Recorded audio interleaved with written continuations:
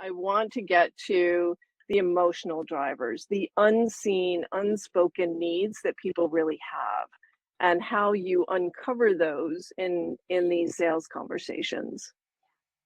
Well, there's some table stakes. I remember what the table stakes are: fear of loss. It's always table Hmm. stakes. And I don't know the source of the stat. I believe it to be true.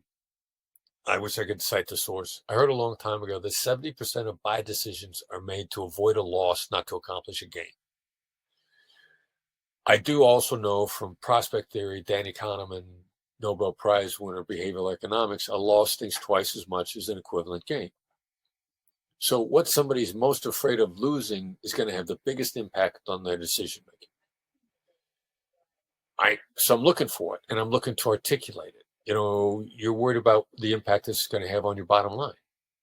That's simply saying out loud, bringing their fear of loss out into the open. I also know from neuroscience that the best way to deactivate fears are to simply say them out loud. Recognize the elephant in the room.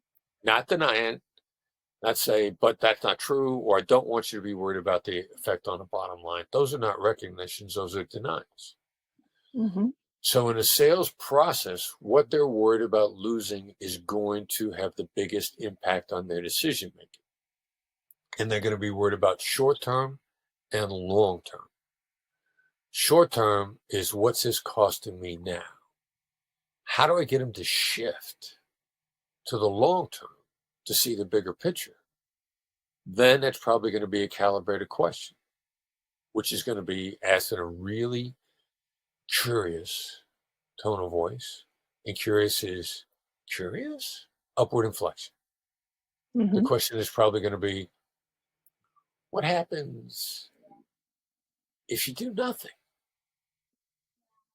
That's getting to shift into the long-term costs of inaction and out of the short-term cost of the immediate impact on the bottom line. Exactly. It's understanding what their fears are and in what time frame their fears are rooted, the present or the future. Excellent.